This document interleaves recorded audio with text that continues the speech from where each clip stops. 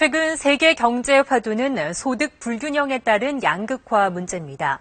상위 1% 계층에 부가 집중되고 있는 건데요. 경제협력개발기구 OECD가 회원국을 대상으로 최근 30여 년간 상위 1% 소득이 전체 국민소득에서 차지하는 비중을 조사했습니다.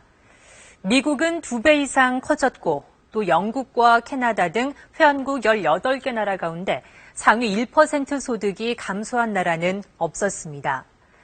OECD는 지난 30년간 선진국에서 소득 불균형이 더 심해졌다며 조세제도 개혁의 필요성을 주장했는데요.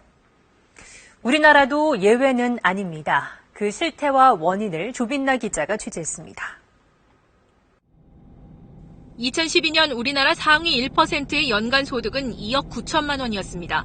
그런데 조사 대상 가운데 중간 정도에 해당하는 소득은 1,660만 원, 상위 1%의 소득이 17.5배나 많습니다.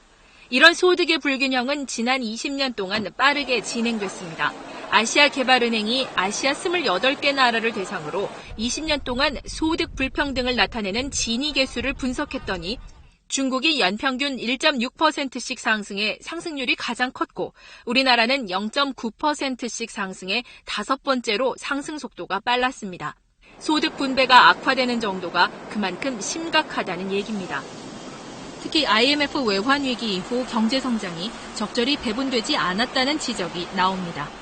일자리 양극화, 즉 정규직과 비정규직의 격차가 커지고 또한 영세 자영업자의 소득이 크게 줄어들고 있기 때문입니다. 여기에 정부의 소득 재분배 정책이 효과를 거두지 못하는 것도 한 요인일 것입니다. 지난 20년 동안 우리나라 도시가구의 월 실질 소득은 2배 가까이 증가했지만 소득의 분배는 성장세를 따라가지 못하고 있습니다. KBS 뉴스 조빈나입니다.